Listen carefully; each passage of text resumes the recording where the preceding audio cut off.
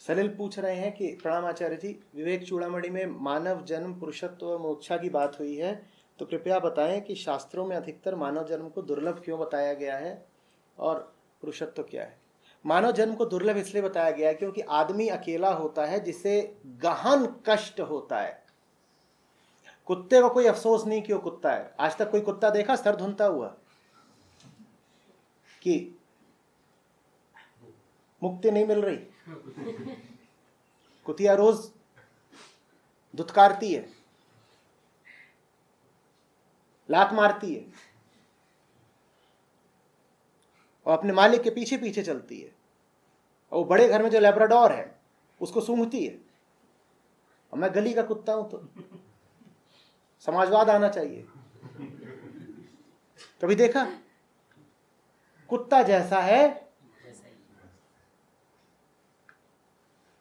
वो त्रस्त है तो भी मस्त है।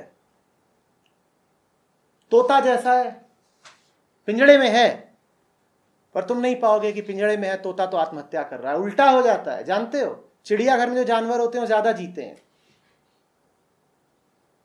पिंजड़े में जो पक्षी होता है वो जंगल के पक्षी से ज्यादा जीता है। होना उल्टा चाहिए था। होना यह चाहिए था कि मुक्ति यदि स्वभाव है और कैद मिली तो प्राण दे दे आदमी। होता उल्टा है। पिंजड़े में जो बाघ होता है वो जंगल के बाघ से ज्यादा जीता है। उसे जैसे कोई गहरा प्राणगत कष्ट उठ ही ना रहा हो। आदमी के साथ ऐसा नहीं है। आदमियों में ऐसा हुआ है कि तुमने उन्हें कैद में डाला, उन्होंने तड़प के प्राण त्याग दिए।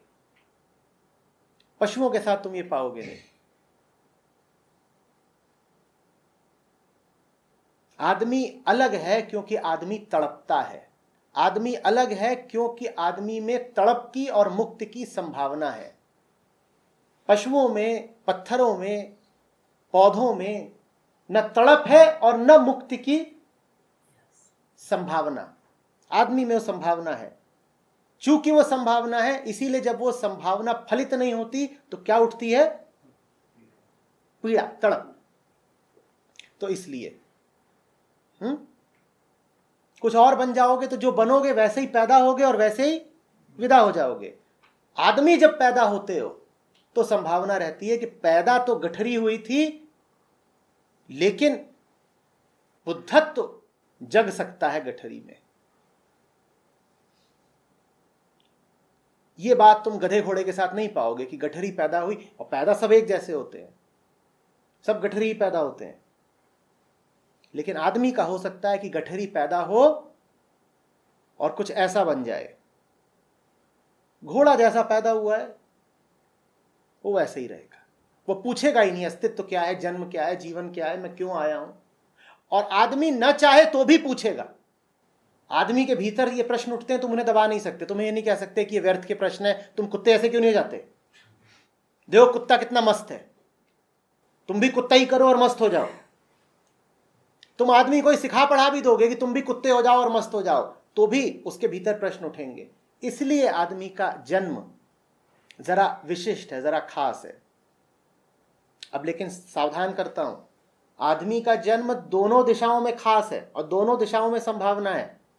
यह भी हो सकता है कि तुम गठरी पैदा हुए थे और तुम बुद्ध हो जाओ, और यह भी हो सकता है कि तुम गठरी पैदा हुए थे और तुम पशुओं से भी ज्यादा गिर जाओ। पैदा तो पशु हुआ और इंसान हुआ, वो एक ही जैसे हुए। गठरी देह पैदा हुई। मनुष्य के लिए दोनों संभावनाएं हैं, यहां से ऊपर भी जा सकता है और यहां से वो नीचे भी गिर सकता है। तो मानव जन्म दोनों तरीकों से संभावना लिए हुए है। तुम ऊंचे से ऊंची उड़ान भी भर सकते हो और इतना गिरा हुआ जीवन भी जी सकते हो कि पशु भी वैसा क्या गिरा जीवन जिएगा। इसीलिए मैं तो मानता हूं कि पशु आदमी से श्रेष्ठतर है, क्योंकि 1000 लोगों में से 990 तो जानवरों से भी नीचे का जीवन जीते हैं। 1, 2, 5, 10 ही होते हैं जो जानवरों से ऊपर उठ पाते हैं। तो ग्रंथों ने इतना ही कहा कि मानव जन्म तुम्हें मिला, तुम्हारा सौभाग्य है। मैं तो यह भी कहता हूं कि सौभाग्य 5-10 का है, दुर्भाग्य 990 का है। 990 लोग जैसी जिंदगी जी रहे हैं उससे बेहतर होता वो कुत्ते होते। तो ये दुर्भाग्य था उनका कि आदमी बने तो कुत्तों से भी ज्यादा नीचे गिर गए।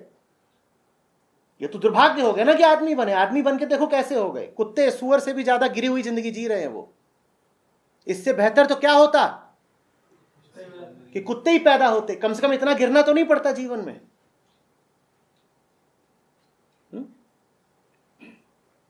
और क्या पूछा है? पुरुषत्व क्या? इसका उत्तर तो दे चुके हैं। तुम्हारे हृदय को, तुम्हारी जो अपरिमित संभावना है उसको पुरुष नाम से इंगित किया गया है। सोमनाथ ने कहा, आचार्य जी प्रणाम, मन हमेशा उलझनों में फंस जाता है, अंदर कुछ अखंड नहीं बन पा रहा है, बाहर की टूट फूट हिला रही है, छूट पाना मुश्किल लग रहा है जोड़ने से। सोमनाथ कहाँ है? लगे रहो, जो हो रहा है होने दो। ये कुछ बड़ा खास नहीं हो गया तुम्हारे साथ, ये सबके साथ होता है और जितना हो रहा है इससे भी ज्यादा होगा। लगे रहो, कोई रास्ता नहीं है। और कुशाग्र, कभी कभी कुछ दरवाजे खुलते हैं और गहरा अंधकार दिखाई देता है, मुझे अपने अंदर खींचता है, पर मैं अंदर नहीं जाता क्योंकि डर है कि कहीं मैं वापस ना आ पाया, खो गया तो। मुझे क्या करना चाहिए? जहाँ खड़े हो वहाँ खड़े रह सकते हो तो खड़े रहो, खड़े नहीं रह सकते हो तो अंदर जाना ही पड़ेगा। मैं क्या बताऊं क्या करना चाहिए? जिसे तुम गहरा अंधकार कह रहे हो वो अतीव रोशनी है, पर मेरे कहने से काम नहीं चलेगा। तुम अंदर जाओगे तभी जब खड़े रहने से ऊब जाओगे। जितनी देर तुम इंतजार कर सकते हो खड़े रहो। शॉपिंग मॉल वगैरह जाया करो, वहां देखो बेचारी गांव गमई से जो खासतौर पे स्त्रियां आती हैं, वो जब एस्केलेटर देखती हैं, अब ऊपर जाने के लिए क्या है, तो वहां नीचे खड़ी होकर के बहुत देर तक तो देखती रहती हैं कि जाएं नहीं जाएं। अब वो बाकी तो ऊपर पहुंच गए और वहां से बुला रहे हैं, चिल्ला रहे हैं, गरिया रहे हैं। ये फिर बड़ी मुश्किल से एक पाँव रखती है और देखती है वो हिला तो फिर वापस हो जाती है। तो ऐसे वो 10 मिनट 20 मिनट करेगी, फिर आखिरकार चढ़ी जाएगी। तो ऐसे ही तुम्हारा होगा, जितनी देर खड़े रहते हो इंतजार करते, कि यही तो कर्तव्य होता है उनका। पर मैं जाता नहीं क्योंकि डर है कहीं मैं वापस ना आ पाया या मैं कहीं खो गया तो खड़े रहो।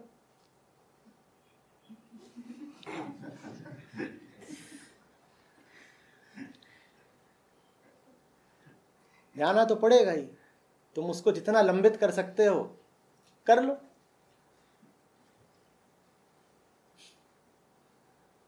मौत से भी यही बोलोगे कहीं वापस ना आ पाया तो वहां तो बस चलेगा नहीं, और उसके लिए तैयार हो कि एक दिन खत्म तो होंगे। मुक्ति के लिए तैयार नहीं हो। मुक्ति से कहते हो वापस नहीं आया तो वापस क्यों आना चाहते हो? ताकि पुरानी गंदगियों में दोबारा लौट सको। और वापस क्यों आना है?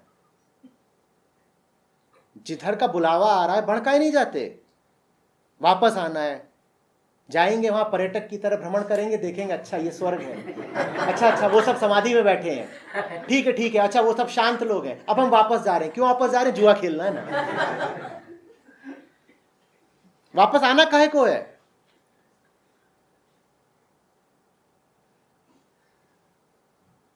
हाँ, क्या करने वापस आओगे?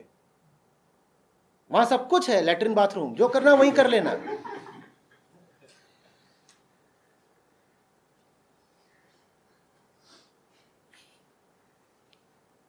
पर फिर कह रहा हूं तुम जाओगे तभी जब खड़े खड़े लजा जाओगे और ऊब जाओगे। जब देखोगे कि जिन जिनको मौका मिल रहा हो तो चले आ रहे हैं, और हम यहाँ नीचे एस्केलेटर पे खड़े देख रहे हैं, कार वहां गुजर गया, गुबार देखते रहे,